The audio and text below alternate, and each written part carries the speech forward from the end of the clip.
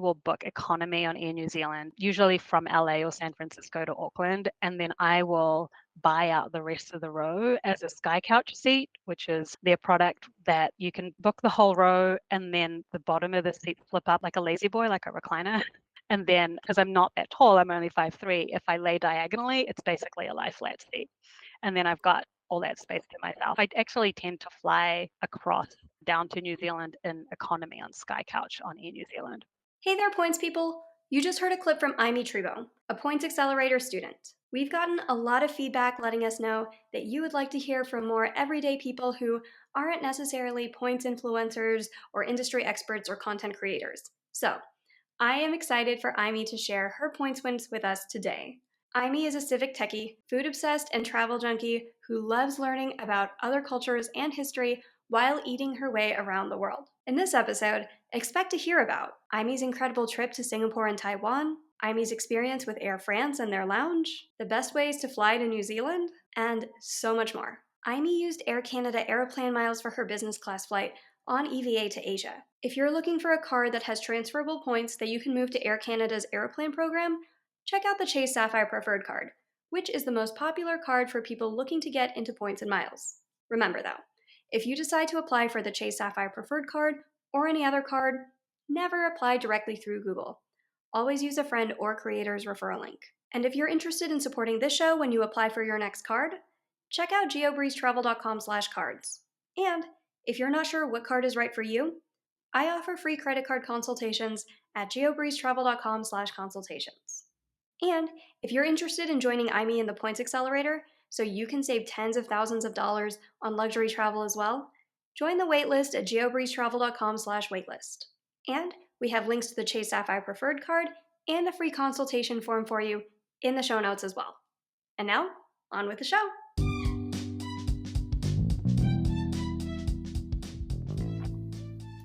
Welcome to the GeoBreeze Travel Podcast, a show for anyone wanting to level up their travel hacking lifestyle.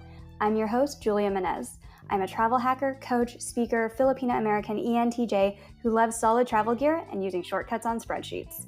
On this show, I'm on a mission to bring you travel hackers from all walks of life to help you level up your travel hacking game. We dive into credit cards, miles, points, strategy, mindset, and the secrets behind how to travel the world for next to no cost. So, let's get hacking.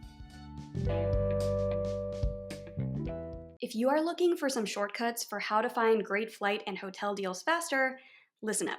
I am hosting a free live training on the best tools and techniques to find award travel sweet spots faster. So if you are interested in the abridged playbook for how to turn your everyday expenses into as many points as possible and how to maximize those points when it comes time to redeem for luxury trips, you can register for the free live training at geobreezetravel.com/webinar.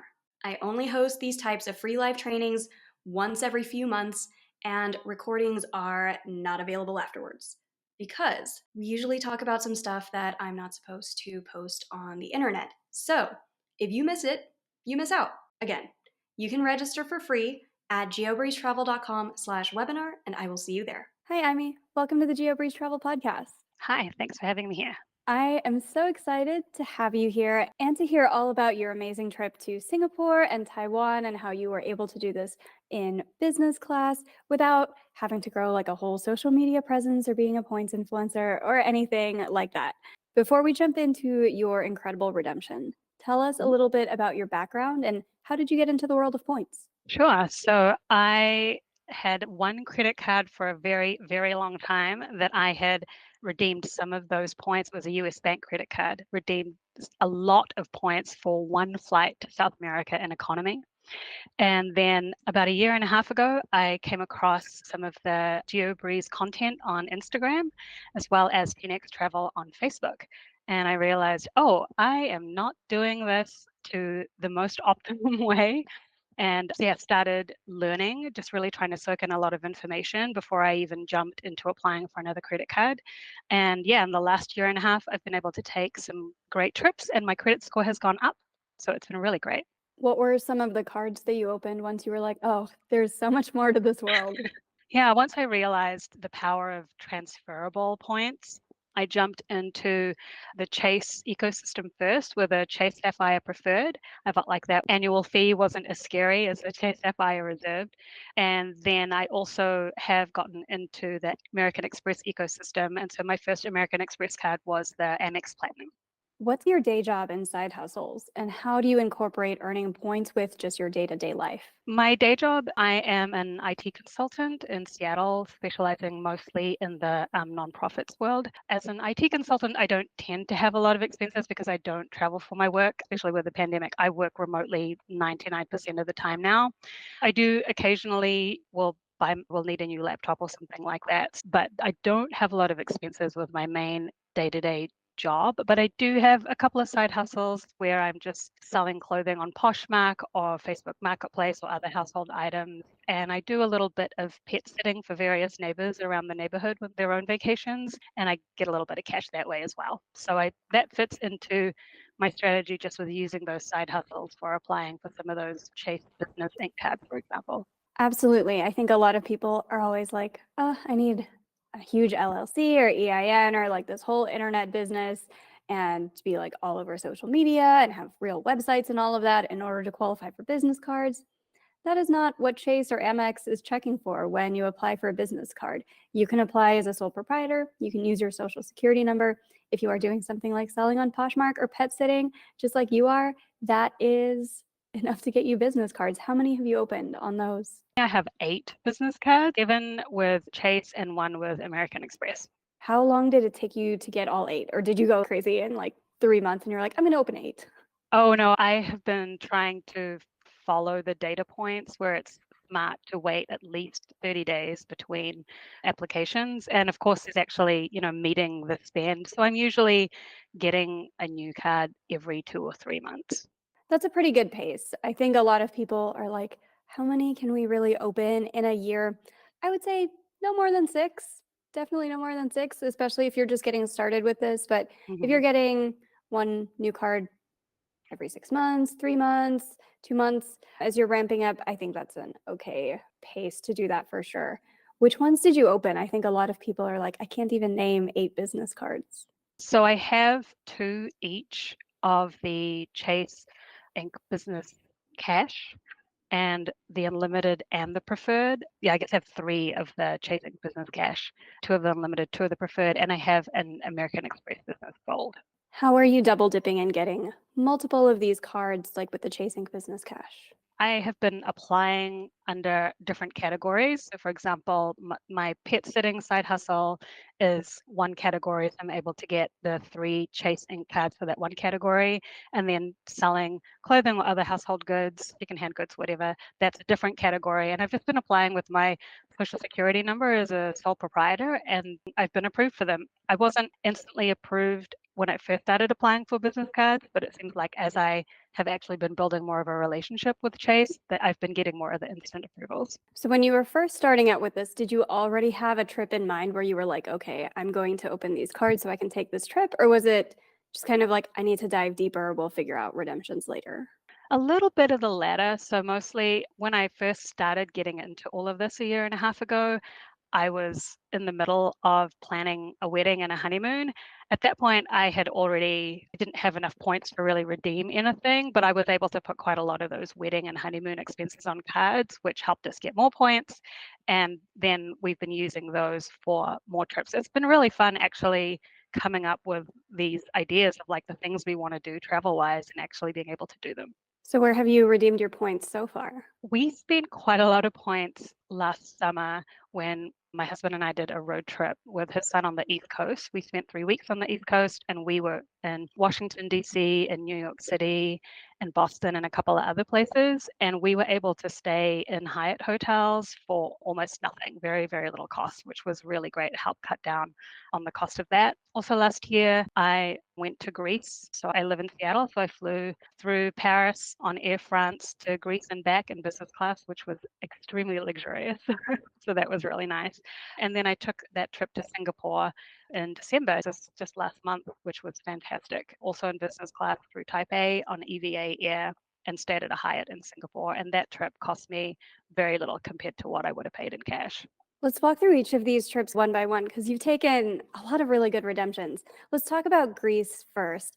Do you Mhm. remember how many points you transferred over to Air France for this? I think it was about 67,000 points one way, and I transferred from American Express membership rewards points, not when they had a bonus transfer. Unfortunately, I keep trying to hit the transfers when there's a bonus, but I don't usually get lucky with those. But yeah, about 67,000 points each way. Where did you stay in Greece? I stayed at an Airbnb in Athens. I'd been to Athens before, so I didn't want to stay extremely central. So I stayed out in one of the outer neighborhoods a bit more, which was really nice. So I just paid cash for that, but I was able to get some extra points by paying for the Airbnb with gift cards that I had used my Chase Inc. Business Cash to pay for to get the 5x points there, and also to book the Airbnb through the Delta Airbnb link. So I was able to double dip there and get some Delta points for that Airbnb booking as well. That's an excellent stack. I love when people are like, there's not really a way to use points well for Airbnbs. I'm like, but you can earn points well for Mhm. Airbnbs. So Yep. excellent play. Did you fly Air France business class same way on the way back or something different? I booked the same on the way back. That one I actually had booked return on points, and now I've learned to book one ways to be a little bit smarter and have more choice. And that's mostly just because if something goes wrong with one part of your itinerary, you don't want to have to redo the entire thing. Parts of it are just still set. Yeah, exactly. Plus, I like the variety of being able to fly different airlines and try them all out.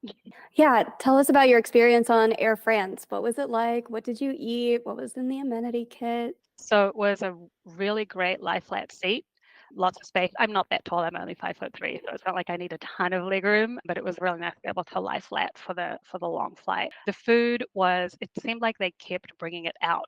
I thought it was the end of the meal, and then there would be another little course of cheese or a little bit of dessert or something. So that was the food. I thought was some of the best airline food that I've ever had, like restaurant quality. The service was really great. I only know a teeny tiny amount of French, but I just found the flight attendants to just be really friendly and accommodating. It was really nice to not have to worry about whether or not there'd be enough overhead space for my bag. I didn't have a lot of luggage. I'm team carry on for sure, but it was nice not to have to worry about that, for example. And it was just really a really comfortable flight. So I was able to land in Greece pretty well rested and actually able to make the most of the day that I landed there. What's the flight like from France into Greece? Because I think a lot of people see business class photos where it's like over the Atlantic or over the Pacific kinds of business class, and that's very different than what's often experienced on intra-Europe business class. So tell us about that second leg.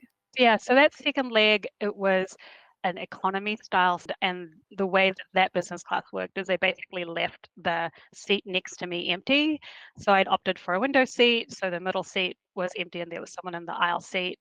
The food options were very limited. It's a fairly short flight, and so there wasn't anything that you would expect even from like domestic business class in the US with like a bigger seat that reclines or any of that sort of thing. But honestly, at that point, I was just happy to be. I had spent several hours in the lounge already, so I didn't need a lot of food or anything like that. So I was happy to get to where I wanted to be. Tell us about the Air France lounge in Paris. I hear it's quite nice. I haven't been. Yeah, so there's a couple of different lounges there. And the first one I went to, I think, is the newer one with the big, enormous windows that look out over some of the airport. So there's a lot of natural light, which is really nice when you're trying to get used to the local time zone.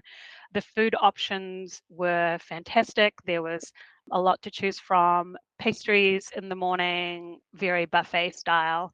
There were quiet rooms that had these recliners and curtains that you could draw so that you could just actually sleep and have some quiet space. That one also has a Clarins area for if you wanted to get a facial while you were there. They were closed the day I was there, so that was a pity. But it was really comfortable. Like the bathrooms and showers were clean. It was definitely busy, but I didn't have any issues finding seating. And there was a lot of staff around if you had questions or needed anything. So it was just really nice to, after that long flight from the West Coast, to be able to freshen up and relax a bit, walk around, stretch my legs, maybe even meet a few other travelers and that kind of thing before getting on the short flight to Athens. For sure. So how did it compare to your business class flight over to Asia? What did you fly there? How many points did it take? What kind of points did you transfer over? Give us all the details on that flight. Yeah, I got an alert from one of the services I subscribed to that EVA Air was having a flight sale for tickets to over to Asia from the West Coast. Yeah, EVA Air through Air Canada, roughly 70 to 75,000 points one way in business class. And I have a friend that lives in Singapore. I'd always wanted to go there. That sale was back in April, and I took the trip in December and spent a week in Singapore, and it was transferred. Again, I didn't hit a bonus transfer, but I think I also transferred again American Express membership reward points for that flight. And I did it as two one-way trips rather than a return. Tell us about EVA. So, what would you say is better, EVA or Air France? Did you enjoy one more than the other? Ooh. I would say it depends on what variable you're looking at. I would say for food, they're actually pretty comparable. What I found interesting on EVA is that if you are booked on a business class fare on EVA, if you look online at least, I think 48 hours before the flight, you have some options to choose from a menu that is larger than the menu you would have if you just picked on the plane. So that's worth doing. I thought the food at EVA was really on par with Air France, but obviously some of it is more of a Asian leaning cuisine. But I thought the food on both airlines is great. I will say the in-flight entertainment options on EVA were more limited. I knew that going into it, so I definitely made sure I had a good book to read and that I would have time to sleep and that sort of thing. Yeah, a lot fewer options, especially if English is your primary language. There's a lot fewer options for in-flight entertainment. What I did really love about EVA is that they actually give you pajamas on the long-haul flights. So that was really luxurious. Jason Wu, who's a Taiwanese designer, and one of the restrooms in business class is an ADA restroom. So it's actually much bigger than your normal airplane bathroom. So it makes it easy to actually get dressed in there and that sort of thing. So that was really nice. And also, I think EVA gave the thickest duvet I've ever had on any flight. Was it really warm? I find that a lot of business class cabins, even if they give me pajamas, I always just try to pack my own pajama shorts or athletic shorts because they're so warm in business class. Iberia, especially, was like crazy warm. I had to change into athletic shorts there. Was that the case with either Air France or EVA? Definitely Eve was overly warm, and I don't remember Air France being particularly warm, but also I think they just had a pretty thin blanket, so I was probably a bit more comfortable there. But yeah, any opportunity to lay flat, I'm excited about for those long flights. Anything more than 6 hours, I just want to lie down horizontally. How was the lounge in Taipei airport before continuing on to Singapore? I arrived pretty early in Taipei on the way to Singapore. So I had read online that the EVA lounge was not as nice as the Priority Pass lounge. So I'd actually made a point of going to the Priority Pass lounge on the way to Singapore. And it wasn't that big, but it was perfectly comfortable, a fair bit of seating, lots of good food options, lots of staff clearing away dishes to make sure tables are available for everybody else. It was nice, but it's got nothing on the Air France lounge, that's for sure. When you were flying back, you flew back EVA as well. You didn't fly Mhm. Singapore Airlines. How was the Singapore airport, in your opinion? Oh, that was really interesting. So I flew out of Singapore on a Sunday. I wasn't sure how it would work because I knew about the Jewel Mall with the big fancy waterfall thing that you see on Instagram and whatever else. And I did want to see that. But going there on a Sunday, it's very busy with locals on a Sunday. So it was packed. So I went to see the waterfall and then I went to my gate. I was a little surprised there wasn't security going into sort of the air side of the airport.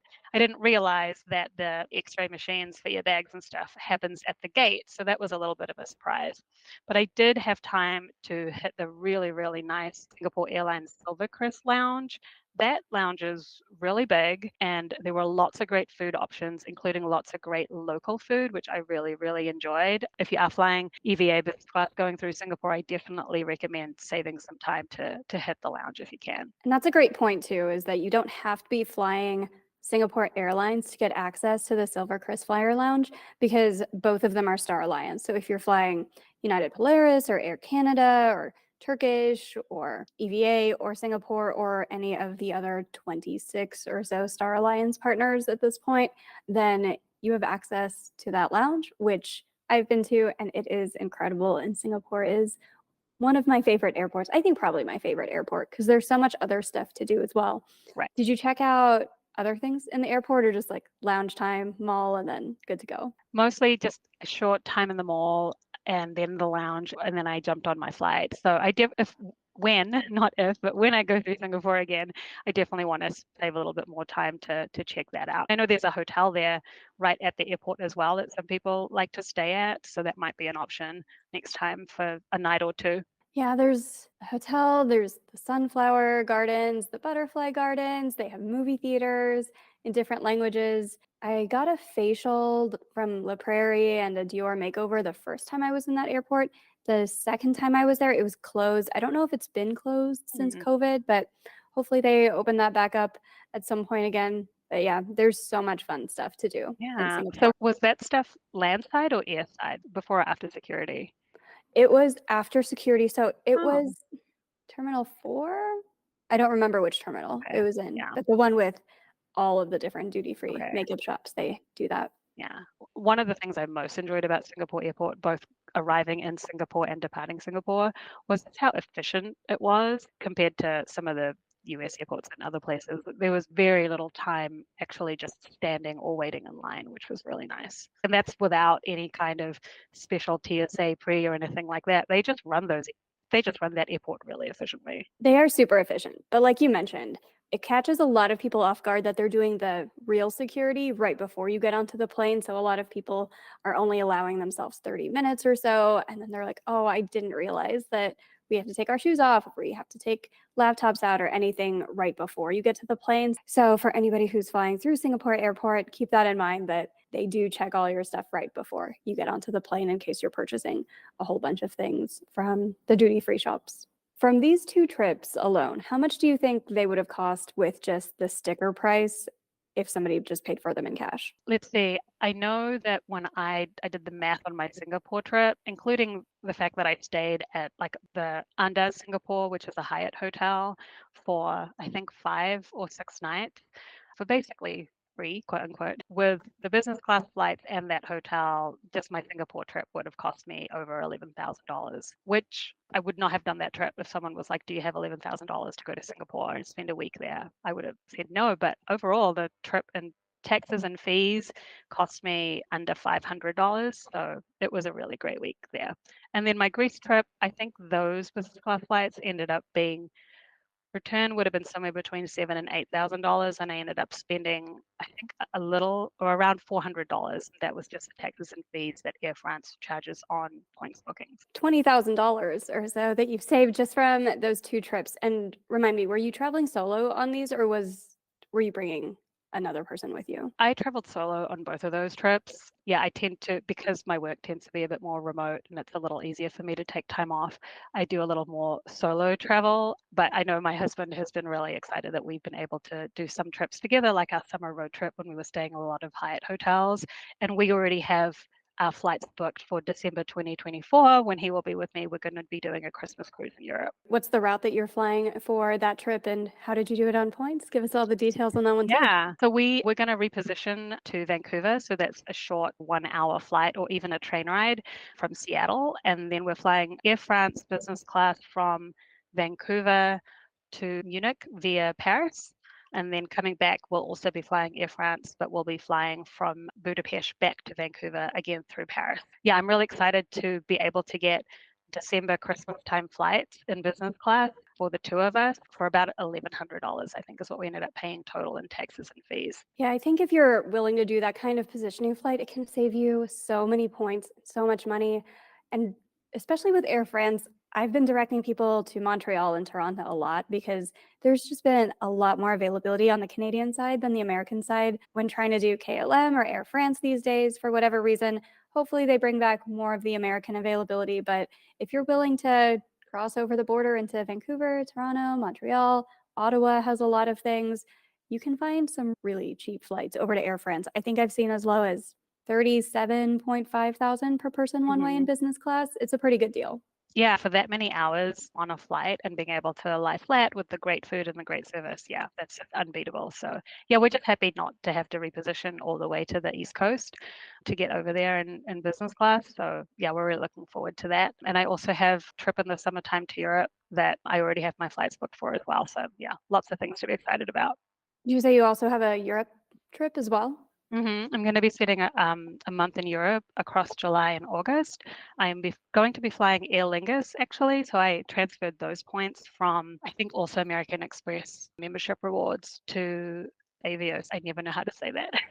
So I had transferred some points when they actually did have I think a bonus transfer to BA to British Airways, and then I was able to book an Aer Lingus flight from Seattle to Dublin. I'll catch a short repositioning flight to wherever I need to be in Europe to start this long hike. And then coming back, I'll be flying KLM from Amsterdam to Calgary. And again, it's just a short repositioning flight from Calgary to Seattle. Those repositioning flights will cost me like $100. So I don't mind being able to reposition to get a really nice business class flight for points. Are you doing hotels on points there too, or the Airbnb strategy? I'm hoping to do hotels where I can, just because, spending points instead of money feels more free. But honestly, I am spending my Chase Ultimate Rewards points so fast on hotels, I can't really rack them up fast enough. I know some people, it's really interesting seeing people online be like, oh, I've hit like 1 million Chase points or 1 million American Express points. American Express, I am not spending as fast, but Chase, I can't earn them fast enough. Or like I'm spending them as fast as I earn them right now. So I'm hoping to do that with hotels, but it might be Airbnb. But again, like you said, I feel okay about that, at least knowing if I'm paying for something with cash, then I can at least pay for it by stacking points and earning points. Have you priced out how much you're saving with those by using points instead of cash? Not my summer trip, but at the end of this year for when we fly over to Europe for the Christmas cruise, I think it ended up being, I think between $9,000 and $10,000 for the business class flights for the two of us. So yeah, I feel pretty good about what we've saved there. I feel pretty good about that too. You guys have saved what 38,000 plus in the last year and a half of Mhm. doing points and miles. How does it feel? It feels really good. I'm from New Zealand originally, so I go home to New Zealand about once a year. And it's always been like, well, that's like my one big trip that's mandatory. And then hopefully I get to do one more big trip somewhere, some other time of the year. And now it's a different mindset. We don't feel so limited in what we can do. If anything, it's just a matter of, well, you only have so much time off work, for example. But it's really nice to be able to open up the options of what we can do. And also, just sometimes that things come up, not to stress about them so much. For example, we had a death in the family last year, and it wasn't an issue to be able to get on a flight and be where we needed to be, and maybe in a short period of time. It just took that stress away from that situation a little bit more. But yeah, just having that freedom is that's I mean, you can't put a price on that kind of thing. We hear that a lot where people are like, oh, it's so nice to be able to do all these luxury flights to France and Greece and Singapore and all of that. But sometimes, like, family things just come up, and the ability to use points to get back across the world, if otherwise, what's your other Hmm. option? Like, we can't be there for family. That would just be really rough. So, having points and miles for that situation is just really nice to have as Yeah. well. Yeah, and not every redemption has to be lie flat business class seats across an ocean. I spent some points flying to Kansas to visit a friend of mine and took her to a little hotel for Mother's Day weekend last year. And it was so nice to be able to spend time with her. I hadn't seen her in a few years and give her a little bit of a break from her day-to-day life. That was really nice. And that doesn't, some people that may not sound luxurious, but it was such a wonderful experience to be able to do that both for her and for me. I like to remind people that if you've been on a flight this year, you're doing better than like 99% of the world. I think it's literally Yeah. 99% of the world does not take a flight in a given year. Yeah, we try not to take it for granted. We definitely realize how lucky we are, and at the same time, my husband especially understands like how much effort this is. He was a pretty reluctant P2 at the beginning, but now that he's seen some of the great things we can do, he's definitely getting on board. What are some of your favorite ways to fly to New Zealand? Because we get that request sometimes, and it is difficult sometimes, especially if you have a specific family event that you need to get to New Zealand for, or there's a Mhm. specific date that you need to be there. What are some of your favorite ways to book that? The nice thing is that some of the other airlines have been opening up more routes to New Zealand. So, for example, Delta, I think back in October, just a few months ago, opened up new routes from San Francisco to I think both Auckland on the North Island and Christchurch on the South Island. Now, Delta flights on Points can be hard to come by at a good price, but when they have a sale, then it's great. And actually, just the cash price is because they really wanted to promote the new routes. The cash price on those have been pretty good as well. I'm a big fan of Air New Zealand. I actually used to work for that airline back when I lived in New Zealand, and I really like it. I think the service is great and the food's pretty good. It's very hard to come by Air New Zealand flights on Points because you have to book them through a partner, a Star Alliance partner, for example, and they don't release a lot of them. And the business class product, although you do get lie flat, is a little bit more dated. That is something that they are working on. But I actually will book economy on Air New Zealand, usually from LA or San Francisco to Auckland, and then I will buy out the rest of the row as a sky couch seat, which is their product that you can book the whole row and then the bottom of the seat flip up like a lazy boy, like a recliner. And then, because I'm not that tall, I'm only 5'3", if I lay diagonally, it's basically a lie flat seat. And then I've got all that space to myself. I actually tend to fly across down to New Zealand in economy on Sky Couch on Air New Zealand. I've never heard of this. That's incredible. So are you able to buy out the whole seat right then and there where you're like, book one seat on Points, or do you have to wait and make sure that they have the capacity? Yeah, if you're booking the economy seat on Points, so you would book the one seat on Points, and then you would basically upgrade to a Sky Couch with cash, which can vary in price. Right now, it's pretty high just because there's a lot of demand for people wanting to go to New Zealand now that it's reopened. But yeah, that is an option. It's harder to come by for sure. But yeah, basically you can, if you wanted to pay cash for the whole row, it's still cheaper than business class. And the thing that I care about the most is the ability to lie flat. I'm okay with lounge access because I've got my American Express Platinum card, which gives me access to the Centurion Lounge, for example. And then the food on the plane, like, yeah, okay, the business class food is probably a bit nicer, but am I willing to pay that much more for a business class seat? Not really.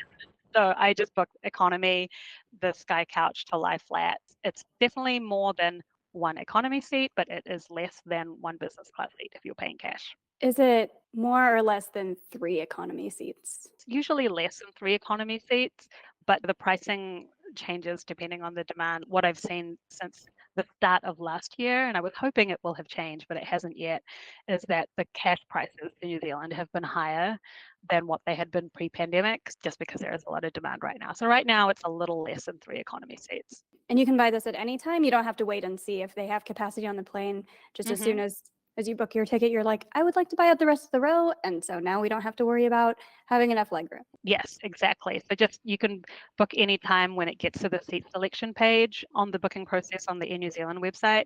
It will show you which seats are Sky Couch. And if you try to select that seat, it will show you how much more you have to pay above the economy price in order to have the whole row.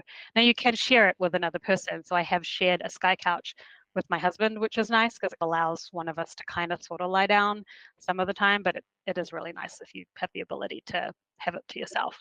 Oh, you can share this with somebody else. So if you like, yeah, 2 people and you just have nobody in the middle seat and then you flip up the Right. thing.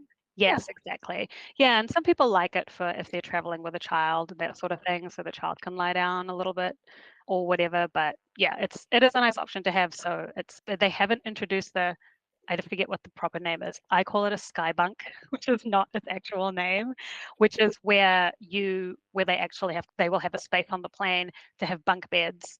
I think it's 2 or 3 tall, and you can basically book out these bunk beds for not for the whole flight, but for part of the flight, so for like 4 hours or 5 hours, or I'm not sure exactly how it's going to work, but that's something that they are going to be rolling out at some point in the future. I think probably not from the West Coast to New Zealand. I think they had said on the like New York to New Zealand or the Houston to New Zealand flights, but I'm really curious to see what that looks like when they roll it out.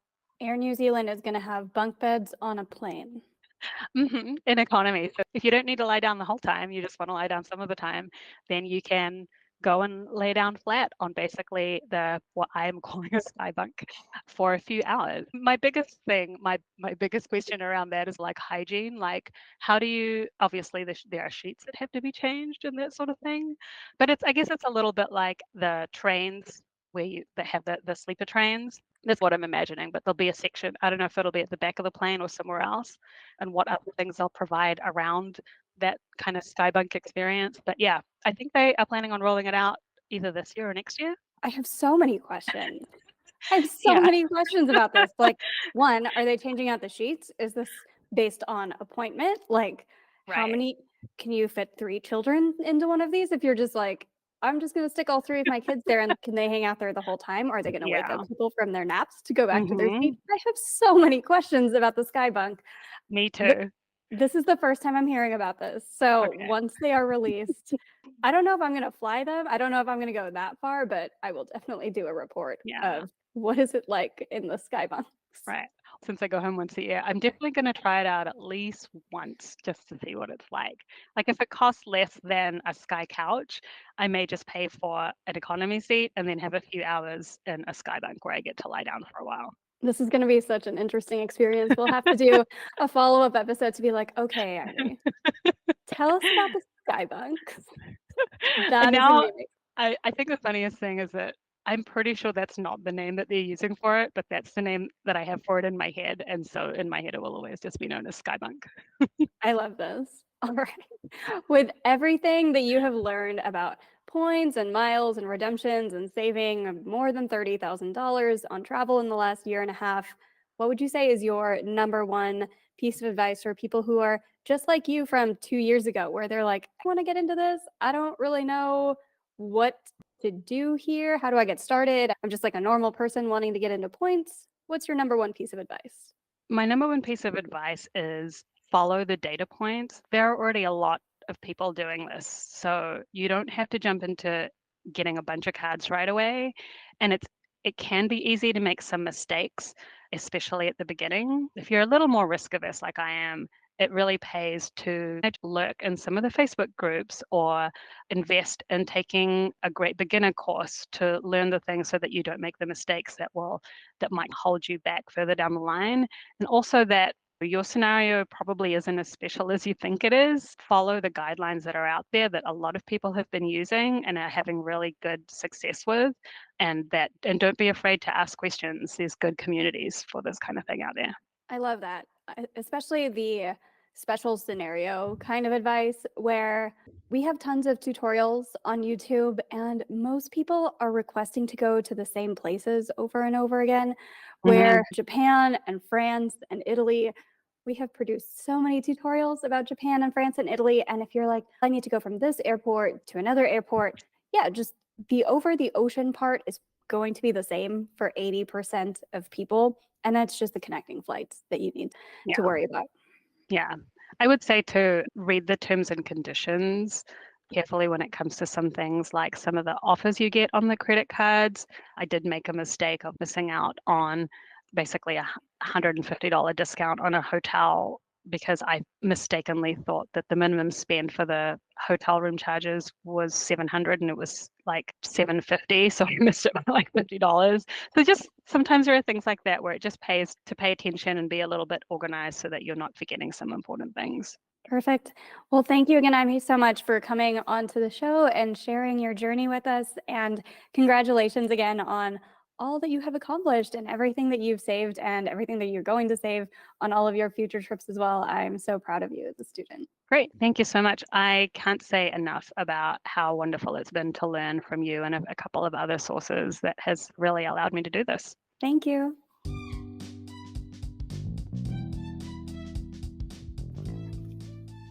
Thank you so much for listening to today's episode of the GeoBreeze Travel Podcast. If any of the cards mentioned in today's episode piqued your interest, please check out the links in the show notes for more information on any of the cards. Also, if you apply for a card using the links on that page, I may receive a commission too, so please and thank you. P.S. I hear the links work better in Internet Explorer or Safari, and sometimes the credit card applications tend to glitch out in Chrome. Additionally, it would mean the world to me if you could subscribe to this podcast, leave a 5-star review, and share it with a friend. And if you would like to make even more travel hacking friends, please sign up for the Patreon to access our monthly masterclass hangouts. We dive deep into a particular points program each month, and you'll get to ask all of your travel hacking questions and enjoy being around other people who enjoy points and miles just as much as you and I do.